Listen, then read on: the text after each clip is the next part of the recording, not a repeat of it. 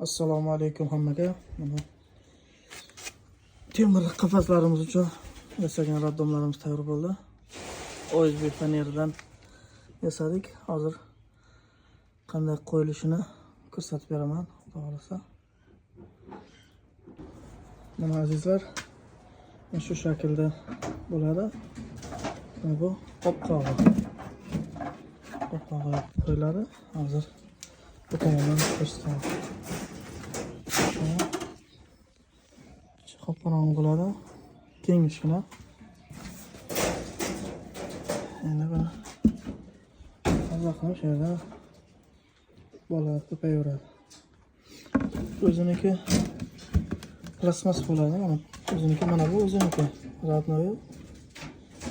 G'ajib shunday tashadi. Shunga OSB panerdan boshqa yasayapmiz. Foydali bo'ladi deb umidamiz. Bizni kuzatib boring. Yangi videolarimiz hali oldinda. Bundan ham yaxshi videolar qo'yib boramiz.